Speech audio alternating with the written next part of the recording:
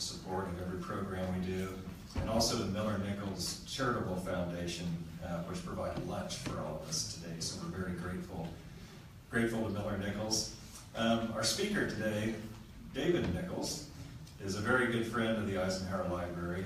Dave, which he may tell you about a little more in detail, retired professor and dean at Southwestern College in Winfield, Kansas, and then after retirement launched a second career as an Eisenhower scholar. Dave's first book was on Eisenhower and civil rights, called Matter of Justice, which I'm sure is conveniently for sale in our gift shop. It really reoriented the entire subject of Eisenhower and civil rights.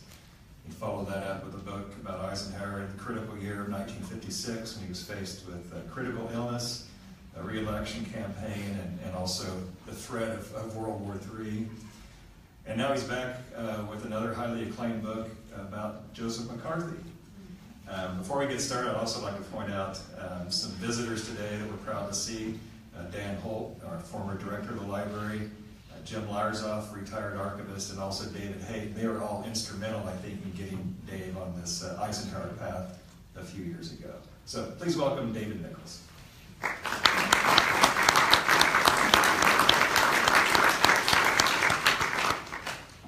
Thank you, Tim. This feels like I'm at home.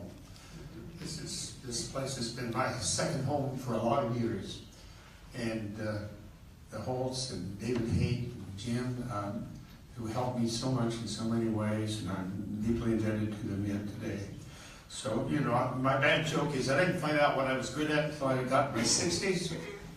I did a lot of other things, and one of them was raise money, and I said to Meredith earlier, you met Meredith, that folks, if you have even modest resources, help the foundation.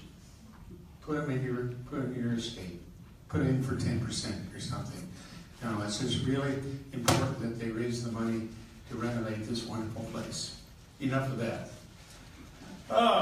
Eisenhower and Joe McCarthy.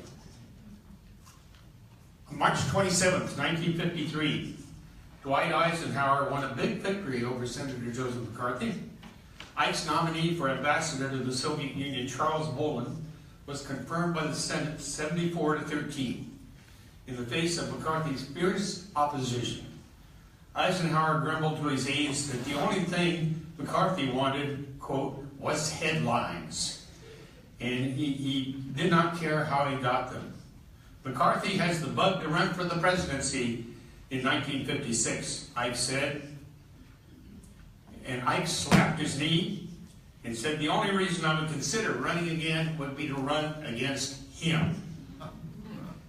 Knowing Ike, I think he probably punctuated that declaration with a theologically incorrect expletive. Think about it. All right. Joe McCarthy had the prestige to run for president.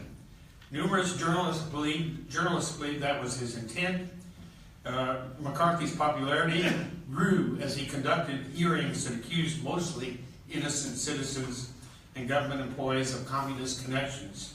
By January 1954, Joe McCarthy had a Gallup poll approval rating of 50% favorable, 29% unfavorable.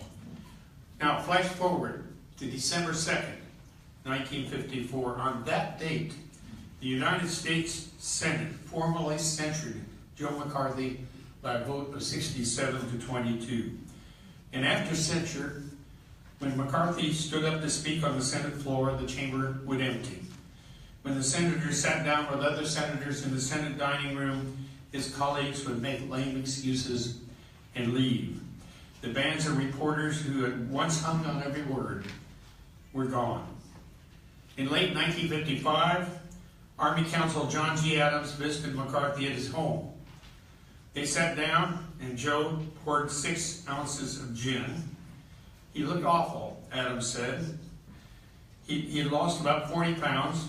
His hands shook. The gin trickled from the corners of his mouth when he took a sip. Adams described the man he left at the door as the, quote, cadaverous visage of McCarthyism, standing silently in the shadows, slowly dying. Indeed, Joe McCarthy did die on May 2nd, 1957, He was 48 years of age. Now that's just a peek into a more complicated story. I'm sorry the speech isn't done, but that's just a peek into a complicated story. So if I confuse you for the next few minutes, folks, the book is a lot better than the speech. Okay, get the book. In terms of mystery stories, this is a how-done-it, not a who-done-it. In a who-done-it, we know there's a crime, but must follow the clues to find out who did it. In a how-done-it, we know who did it. And the question is how and why. William Ewald wrote a book a generation ago with a who-done-it title, Who Killed Joe McCarthy? Ewald's final conclusion was somewhat ambiguous. Mine is not. Dwight Eisenhower did it. Ike and Trista Daves launched a clandestine operation designed to wrap a gay lover scandal around the neck of a prestigious United States senator in the president's own party in an election year. That is what the Army McCarthy hearings were about. A word about that lover scandal. The 1950s was a horrendously homophobic period. Just the rumor, not the fact, that a person was gay could cost them their job. Strange to us, but in government at that time it was widely believed, with some substance, that homosexuals were security risks because the communists could blackmail them. You probably know the traditional explanations for McCarthy's demise. McCarthy, an alcoholic, drank himself to death. He was damaged by Edward R. Murrow's legendary See It Now television program. During the Army McCarthy hearings, television unmasked McCarthy as the obnoxious bully he was. And in this conventional version, the final nail in McCarthy's political coffin was his censure vote by the United States Senate. Those are all legitimate factors. But now, until now, we have not known. This book reveals it for the first time that Dwight Eisenhower conducted a secret campaign to discredit McCarthy. We have wrongly assumed, by we I mean my profession, historians have wrongly assumed that Eisenhower was cowardly in his response to the senator, refusing to use the bully pulpit against him. Indeed, Ike refused to even use McCarthy's name in public, believing that giving the senator presidential attention would only enhance his reputation. John Adams observed, quote, Eisenhower's indifference was deceptive. He could be in control while appearing to loaf. Who was Joe McCarthy? McCarthy represents what historian Richard Hofstadter called the paranoid style in American politics. Such paranoia, Hofstadter contended, bubbles up every generation. More than a few pundits think it surfaced again in 2016. In any event, McCarthyism is a staple in our political lectionary. Even Donald Trump used the term a couple of weeks ago. On February 9th, 1950, Joe McCarthy delivered a speech in Wheeling, West Virginia. The senator announced that he had here in my hand the names of 205 communists in the State Department. Of course, Joe did not have those names. William Ewald writes that from Wheeling onward, McCarthy presided over a permanent floating press conference. Lights, cameras, microphones followed him everywhere. In 1953, due to Eisenhower's election, McCarthy acquired a new platform for his crusade. The Republicans captured a one-vote majority in the Senate, and McCarthy became chair of the Government Operations Committee and its permanent investigative subcommittee. In that capacity, the senator subpoenaed witnesses, conducted one-senator hearings, accused witnesses of guilt by association, and labeled as obviously communist anyone who dared to invoke constitutional protections against self-incrimination. Now, McCarthy hired Roy Cohn, S-C-O-H-N, a young legal prodigy, as his subcommittee's chief counsel. And Cohn insisted that McCarthy add G. David Shine, a handsome son of a wealthy New York family, as chief as unpaid chief consultant to the subcommittee. Cohn and Schein's intimate relationship would eventually trigger the 1954 Army-McCarthy hearings. Eisenhower spied with McCarthy throughout 1953. The senator repeatedly opposed the president's appointments. McCarthy even got Greek ship owners to agree to cease delivering goods to communist China, and of course he had no legal authority to negotiate. He held hearings in the alleged communist infiltration of the Voice of America and frightened overseas librarians into taking books off their shelves, so the Eisenhower administration got accused of book burning.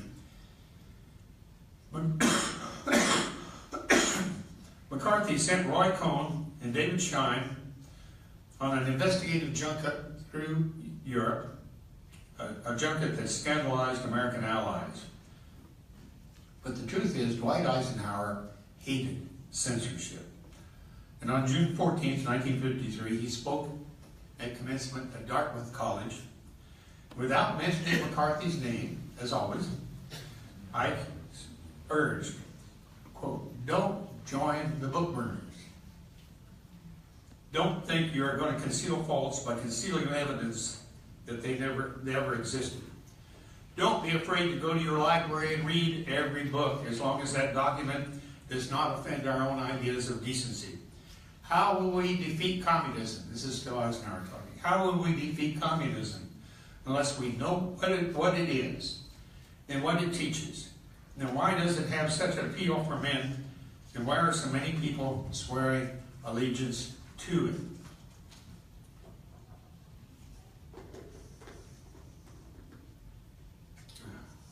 Always something nobility.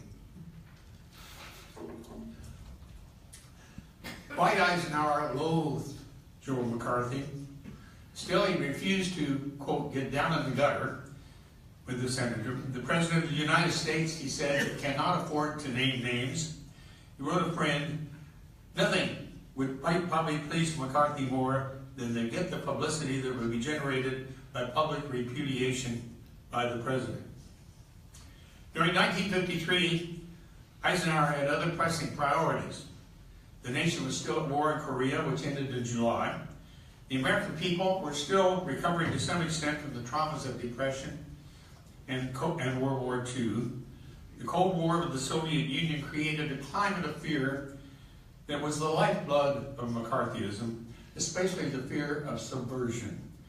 But by 1954, Dwight Eisenhower had concluded that Joe McCarthy was more than a nuisance. He was a threat to the President's foreign policy goals, to his legislative program, and to his party's and his own electoral prospects. In August 1953, Joe McCarthy launched an investigation into communists in the United States Army. He did that with a 5-star general in the White House. The previous month, David Schein, Roy Cohn's boyfriend, had been drafted into the Army. And Cohn launched a frantic campaign seeking an assignment that would keep Schein with McCarthy's subcommittee and with him. Cohn constantly harassed the Army, insisting that Schein be available on nights and weekends for what was euphemistically labeled committee business. Thwarted at every turn, Cohn angrily threatened to wreck the Army. And in August 1953, at Cohn's behest, McCarthy launched these hearings on communists in the Army. McCarthy's first hearing on the Army took place on August 31st, 1953. There's quite a transcript of his interrogation of Doris Walters Powell. Remember, pretend when you read that you are Doris Walters Powell, an innocent, frightened African-American clerical worker on maternity leave, just sworn in. And Joe McCarthy's first words to you are, "Let me say this, Mrs. Powell. We have information of Communist Party membership on your part." I still get a cold chill when I read that manuscript. Meanwhile, Eisenhower, though, was busy behind the scenes. About the same time that David Schein got his draft notice, Ike called Fred Seaton in Nebraska, S-E-A-T-O-N. If you want to look him up, later Secretary of the Interior. The Seatons, a newspaper family, came from Manhattan, just down the road from Eisenhower's Abilene. Fred's father had been a secretary to Senator Joseph Briscoe, who had endorsed Ike's application to West Point. And in 1937, Fred moved to Nebraska to become the publisher of the Hastings Daily Tribune. Upon the death of Nebraska's Republican senator in December 1951, the governor appointed Seaton to the Senate for a year, and Seaton developed a friendly relationship with Joe McCarthy, and he then left that job to work on Eisenhower's 1952 campaign. Anyway, I hope I haven't lost you. This gets complicated. This is all revolving around the Army. Right?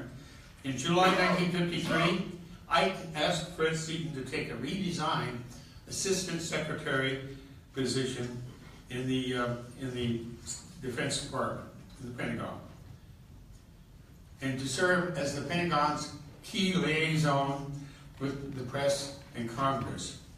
Among other things, Seaton was to manage matters related to Joe McCarthy.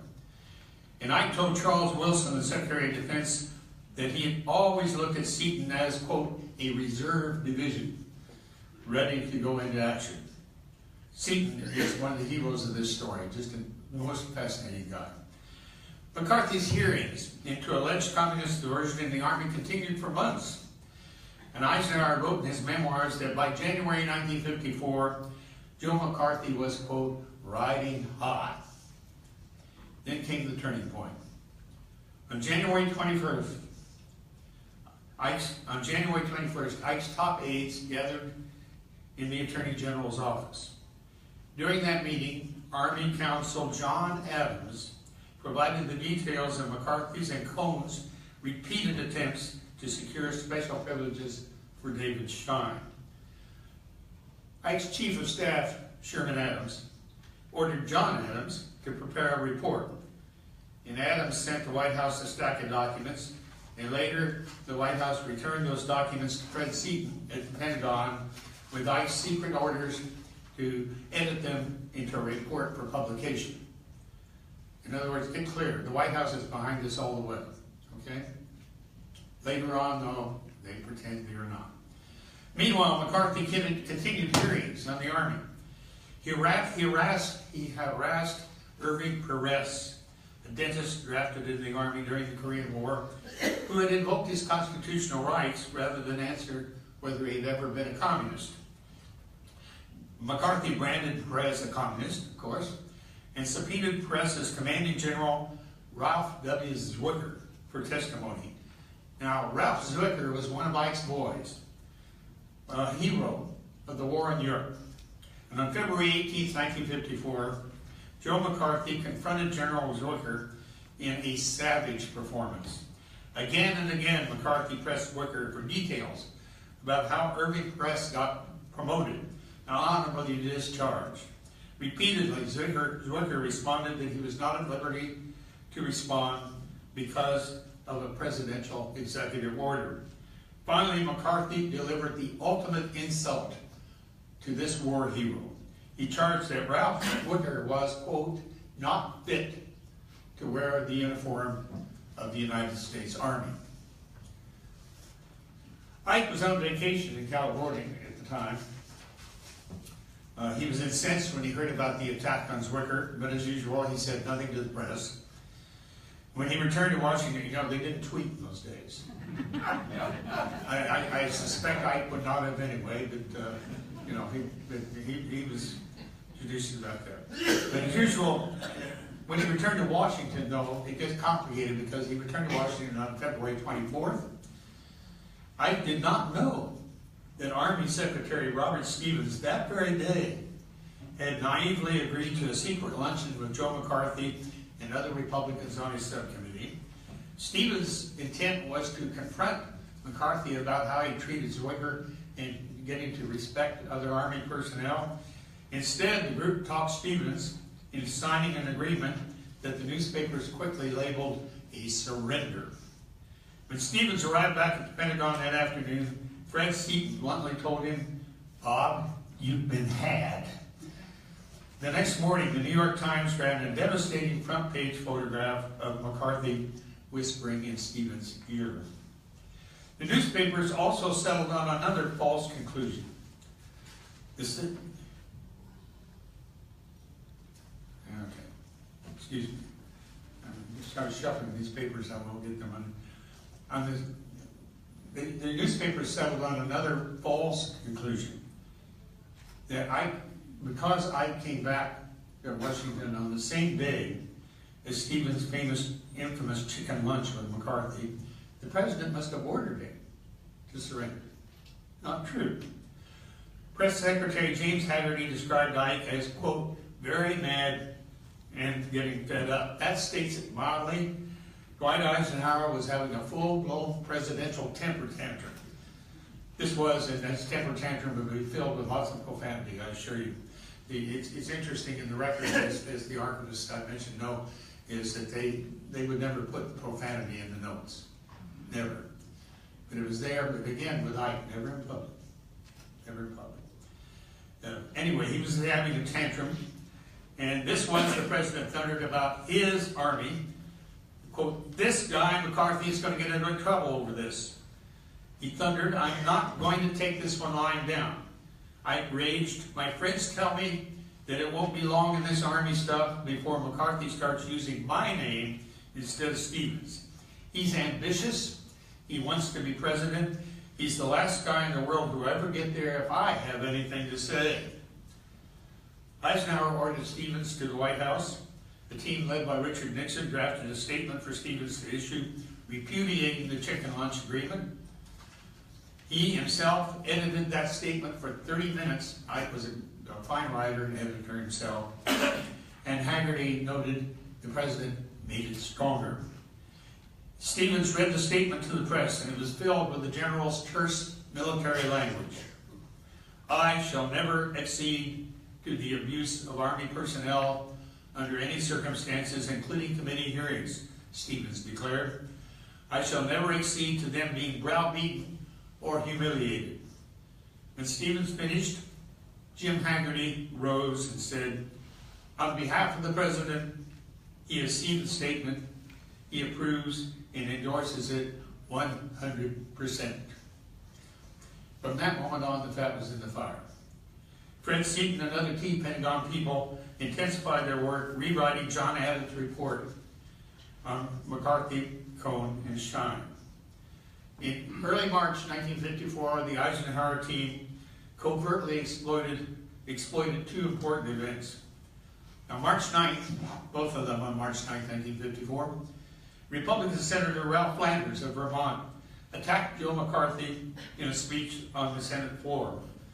I suspect, I think it's very possible that the White House recruited Flanders. We know that Flanders had lunch the previous week at the White House with his good friend, Chief of Staff, and former New Hampshire Governor Sherman Adams. In his speech, Flanders asked a loaded question about Joe McCarthy. To what party does he belong?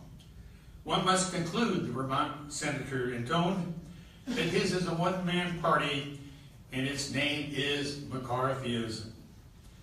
Flanders climaxed his speech with a sarcastic take on McCarthy's. You have to forgive me, I'm recovering from Bell's palsy. Anybody here ever had that? Somebody had. Sure. No? I don't know. That's why the hands are so much. Flanders climaxed his speech with a sarcastic take on McCarthy's persecution of Irving Perez. McCarthy, Flanders moved, quote, dons his war paint. He goes into his war dance. He emits his war hoops. He goes forth to battle and proudly returns with the scalp of a pink army dentist. Flanders sent a copy of his remarks to Eisenhower, who publicly commended them. That same evening, March 9th, Edward R. Murrow eloquently condemned McCarthy on his See It Now television program, using quotations from Flanders' speech. Murrow derided the senator as, quote, a one-man committee who had demoralized the present State Department and leveled charges of conspiracy against the Army, including declaring that General Rosswicker was unfit to serve. Murrell argued that, quote, the line between investigating and persecuting is a very fine one, and the junior senator from Wisconsin has stepped over it repeatedly, unquote.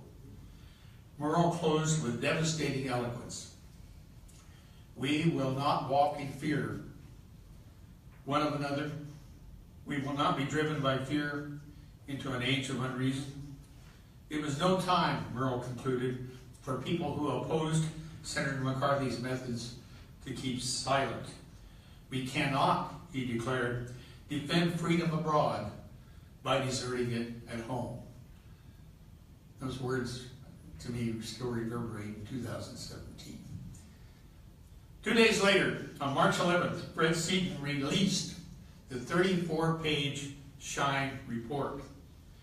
As Fred Greenstein stated a generation ago, the Shine report was released by the Army, ostensibly on its own, but actually at White House instigation.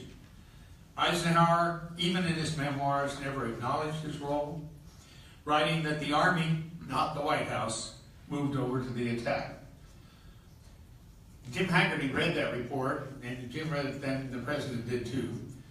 And he confided to his diary, quote, it's a pip, and says it shows constant pressure by Cohn to get Shine a soft Army job with Joe in and out of the threats. Haggerty believed that report should bust things wide open, and it did. The result was a firestorm of controversy leading to the televised Army McCarthy hearings for 2 months. The American public watched as cameras unmasked McCarthy as an obnoxious bully. There was so much drama in those 2 months, I can cite only here two episodes. In May, the hearings erupted into demands by both parties for testimony about that January 21st meeting in which the Eisenhower forces had first learned about the depths of the McCarthy-Cohn-Shine relationship. Ike refused to let his personal advisors be subpoenaed and thereby unmask his own involvement. And on May 17th, Eisenhower invoked executive privilege, citing historic precedent for the protection of presidential advisors. In response, McCarthy challenged government employees to disobey their superiors and report directly to him because, quote, their oath to protect and defend this country against all enemies, foreign and domestic, was a commitment that towers far above any presidential secrecy directive. Eisenhower shot down McCarthy's tirade with a statement issued under the Attorney General's name. Then he called the press secretary into his Oval Office and vented his, I'm sure, profane, at, quote, the complete arrogance of McCarthy. Pacing behind his desk, Eisenhower thundered that McCarthy's challenge to federal employees to disobey their superiors, quote, amounts to nothing but a wholesale subversion of public service. McCarthy, he barked, is making exactly the same plea of loyalty to him that Hitler made to the German people. Both tried to set up personal loyalty within the government while both were using the pretense of fighting communists. McCarthy, this is Ike, is trying deliberately to subvert the people we have in government, people who are sworn to obey the law, the Constitution, and their superior officers. I think this is the most disloyal act we've ever had by anyone in the government of the United States. Then you would probably expect me to note Attorney Joe Welch's famous confrontation with McCarthy that took place on June 9, 1954. Welch was the Army counsel.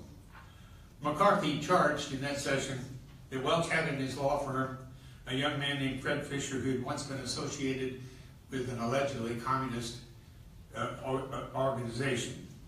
A hush fell over the room when McCarthy made that charge, and Welch sat with his head in his hands, staring at the table. Then he addressed the hearing chairman, Carl Munn, asked for a personal privilege. McCarthy was pacing about, ordering aides to retrieve his files on Fred Fisher. When Welch repeatedly tried to get McCarthy's attention without success, finally he declared, quote, until this moment, Senator, I think I've never really gauged your cruelty or your recklessness. Fred Fisher is a Harvard graduate starting a brilliant career with us. Little did I dream, Welch declared, you would be so reckless and cruel as to do an injury to that lad. I fear he shall always bear a scar needlessly inflicted by you. If it were in my power to forgive you for your reckless cruelty, I would do so. I like to think I'm a gentle man, but your forgiveness will have to come from someone other than me. McCarthy assumed his attack on Fisher, and Welch interrupted in a commanding voice. Let us not assassinate this lad further, Senator. You have done enough. Have you no sense of decency, sir? At long last have you left no sense of decency. By the time the hearings ended, Joe McCarthy was upside down in the polls. In July 1954, Roy Cohn resigned to return to his New York law practice, and eventually became the attorney and mentor for 13 years to Donald Trump, but that's another story. That story is not in my book. On December 2nd, 1954, McCarthy's senatorial colleagues censured him by a vote of 67 to 29. 2 days later, Eisenhower invited Senator Arthur Watkins of Utah, the chair of the Censure Committee, to the White House. And afterward, the president issued a statement commending Watkins for, quote, a very splendid job of managing the censure process. That was more than Joe McCarthy could take. And on December 7th, he walked into a subcommittee hearing and apologized publicly for ever having supported Dwight Eisenhower for president. But the struggle was over.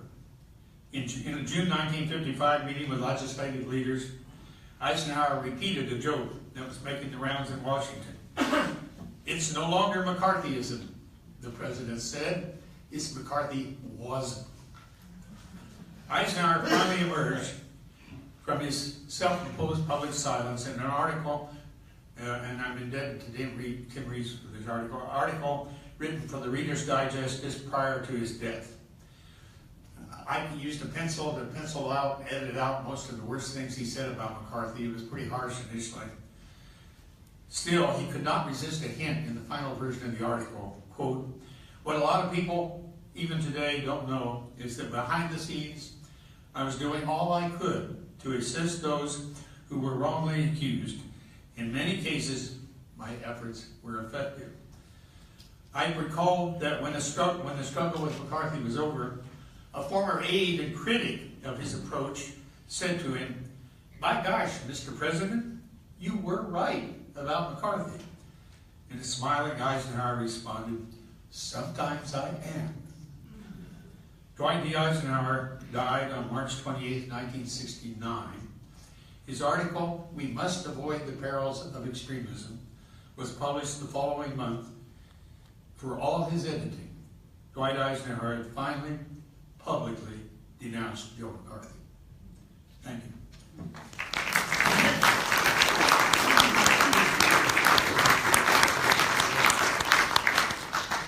I welcome any questions you have. Whether I have answers is going to the wind. Yes, ma'am. Joseph McCarthy was in Hollywood also. Do you not think any of those people were communists? Didn't he go after a lot of them? I don't know who they were. Yeah, the writers and actors in Hollywood. He did. He went after government people more. My impression is that the House Un-American Activities Committee did a lot of those people. But one way or another, between both McCarthy and the House Un-American Activities Committee, a lot of people were blacklisted. And it was a terrible thing, yes. So you don't think any of those people were communists? Oh, I don't know. There were communists. They were not?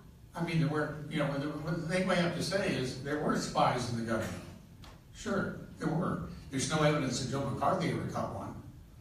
But there were spies in the government, and the Eisenhower administration had pretty rigorous procedures for trying to screen people and make sure that spies could get into the government. So there were communists, and people had flirted with communism during the 30s, 40s, and early 50s. So there were people who were, and I wouldn't deny that for a minute. But McCarthy, I would, it's my point of view, and you don't have to agree, is he wasn't really after getting communists, he was after headlines. His methods were simply not effective by anybody's measurement. David mentioned Bill Ewald a few times. You might tell the audience who he was. Well, Bill Ewald was an aide, a Harvard PhD aide to Eisenhower. I have him listed as a speechwriter. You know anything more? Yeah, okay. One of them, yeah. And who later worked for Fred Seaton in the Interior Department, and a wonderful writer. And I wouldn't know what to do without his book. It's a great book, and I got acquainted with Bill Ewald personally. I have Bill Ewald's actual autograph on my book. And is that what you know anything else that you would understand? No, just like, you mentioned him a few times, but that people ought to know Oh, yeah. who he was. I'm deeply indebted to him. The book is dedicated to Fred Greenstein and to Bill Ewald as the pioneers from the 80s who had a good portion of this story. They didn't have that Ike nailed it. The Ewald story is kind of interesting that way. He's got almost everything else. Yes, sir. Doctor, there's been a certain amount of revisionism about McCarthyism in recent years, especially from the right. Is that, do you have any particular take on that? Yeah, I think they're wrong. And Stan, oh dear, the name escapes me now. You know, but there are some books, and of course, you know, there are people who just are sure that revisionism. You know, there were spots, there were, but this kind of paranoia. American people get scared about every generation, get frightened. So now we're frightened of terrorism. Then we were frightened of communism. And so we do a lot of damage when that happens. But yeah, I'm sorry, I'm tired enough today. I'm reaching for the name of the author, Stan. Reeves or Stanton? Stan, Martin, yeah, Stan, yeah. And that's the best book.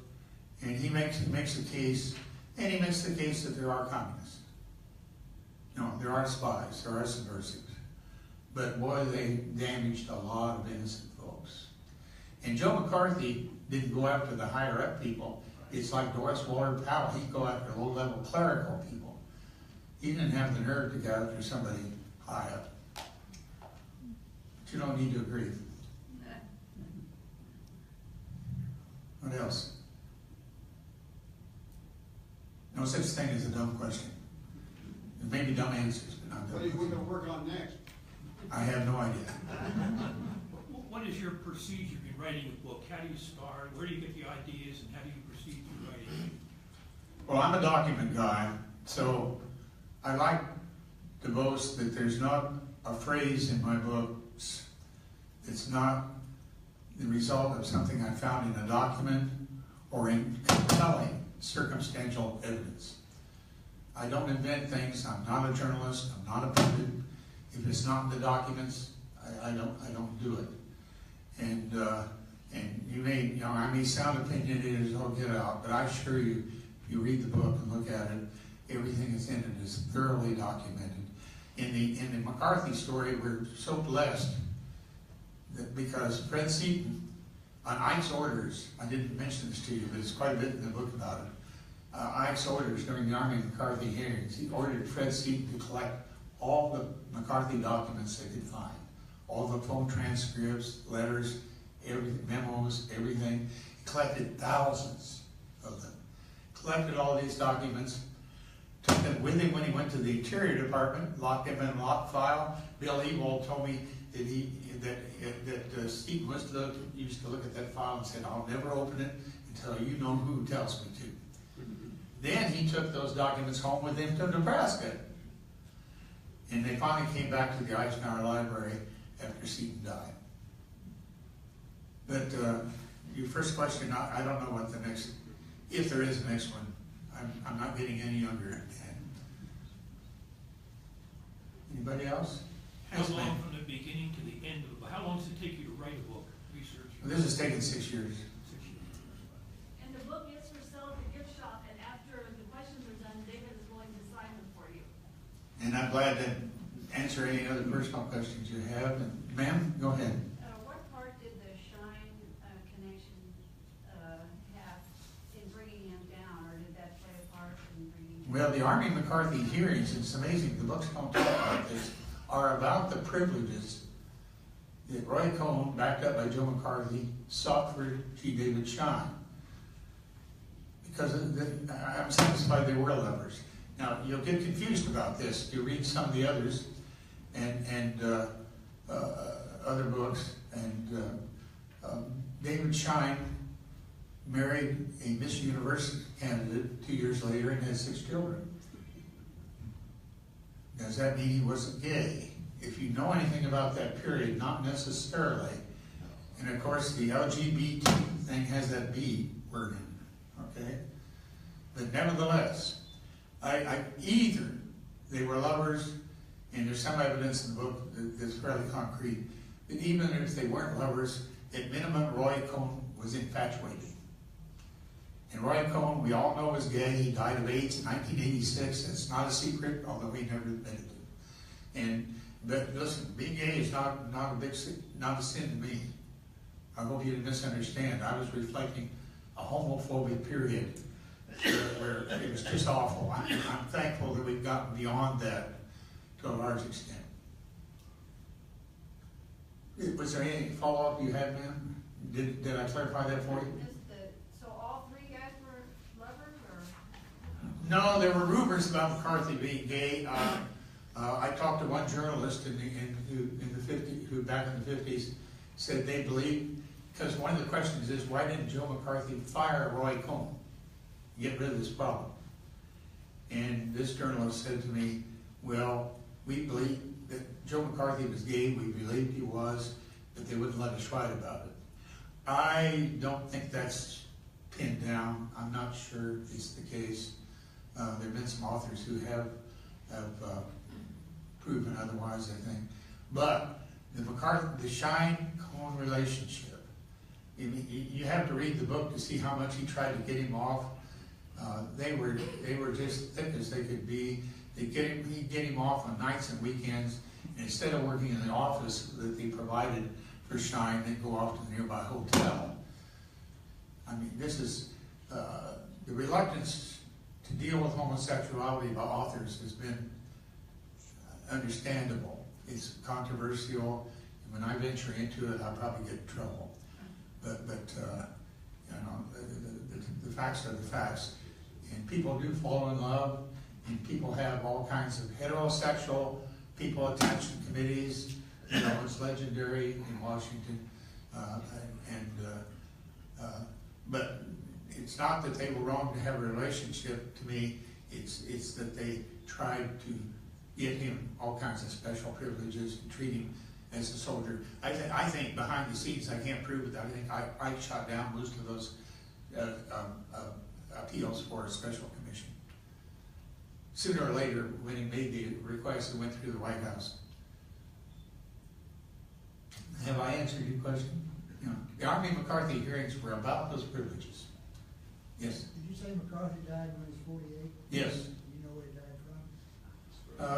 The final medical report said acute hepatitis. You know, we all suspected it was a bad liver from drinking. He was a terrible drunk. Joe couldn't get going early in the day without several bells. And he never married? Yes, he did. Oh, he did? He married an assistant he had. Yes, yeah, he married. Had children? He had an adopted daughter. One of the problems in doing this research is that the McCarthy Senate records are not available for research because his daughter still has control of them, and the family agreed they would never release them while she's living. So I didn't get to do that. So, you know, I couldn't get McCarthy's side of it in that regard. Those records are just not available. They're at Marquette University. So, yes, sir. Could you comment a little bit more about your remark about generational McCarthy is You know, the paranoid style in American politics. Yeah, well, I certainly intimated, I think we're back in, now that gets me into opinion and punditry, not my scholarship. But I'm not a shy man at age 78, you know, so. You want me to go there? wherever you're comfortable. Well, I said to you, Dwight McCollum became Donald Trump's mentor. And that's a very important word, mentor as well as attorney. When Trump and his father were sued by the federal government for discrimination in their housing back in the 80s, they went to Roy Cohn. And Cohn said, I think this is a quote, "Tell him to go to hell and take him to court." That's what he did. And so Roy Cohn taught Donald Trump, in my opinion, the main methods by which McCarthy operated. Tell big lies and stick to them. Appeal to people's fears. Give them scapegoats for their trouble. All that kind of thing. And I know in this conservative community, in this conservative state, there'll be people here that don't agree with me. Hey, it's okay, that's democracy. But you know, the facts are, Cohn was a mentor to him, and has been, in my opinion, replaced by Steve Bannon. Yes? Okay, you brought up the gal that had just gotten the job, the black gal that was pregnant, had just gotten the job there. And Yeah, Doris Waller's pal. Thank you. Whatever happened with her? She got fired. Oh, Yeah, they dismissed her. So it cost her her job. And she had gone to meetings that kind of had communist fellow travelers in them. There was no evidence that she herself was a communist, but she had gone to meetings where they could tie that a little bit. But no, she lost her job. Anybody else? I don't know who's calling time on me. Linda, are you in charge? Or? Yes. Okay.